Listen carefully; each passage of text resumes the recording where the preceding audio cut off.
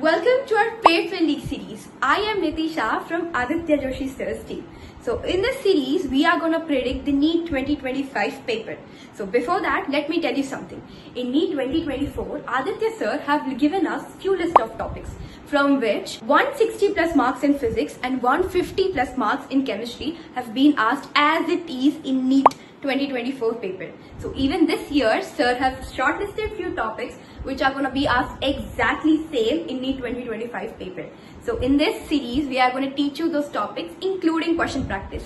So make sure you subscribe our channel. Also click on the bell icon to get notification and let's get started. Next important topic is density of solids.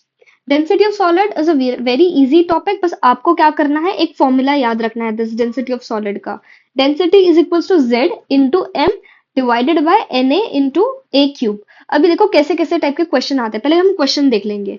N element crystallises in a structure having a FCC unit cell of an edge 200 pm if 200 gram of this element contains 24 into 10 to the power 3 atoms, then its density is. अभी यहाँ पे कुछ कुछ चीजें direct नहीं दे रखी है. जैसे एफसीसी है तो आपको पता होना चाहिए कि एफसीसी के लिए z इज इक्वल्स टू 4.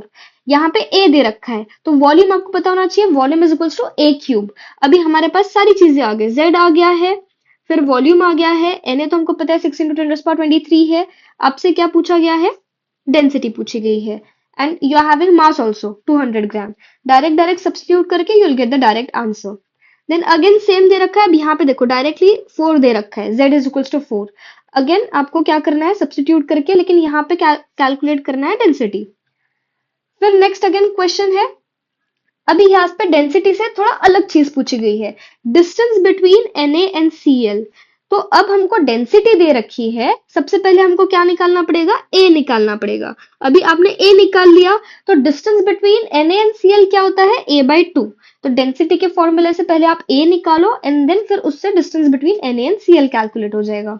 फिर नेक्स्ट अभी थोड़ा सा ट्रिकी करके दिया है कि यूनिट सेल दे रखा है, डेंसिटी दे रखी है, आपको z पूछ रखा है इनडायरेक्टली. तो जब आप ये वैल्यू सब्स्टिट्यूट करोगे and then when you will calculate तो z will come to be 4. और जब z 4 आएगा तो वी नो कि z is equals to 4 is an FCC, face centred cubic cell में. फिर अब नेक्स्ट क्वेश्चन बीसीसी से रिलेटेड है. तो बीसीसी में z कितना है, 2 आता है.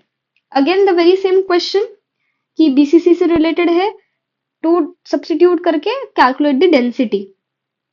सेम टाइप ऑफ क्वेश्चंस है, सिर्फ आपको एक फॉर्मूला भी याद रहेगा तो उसके बेसिस पे यू कैन सॉल्व.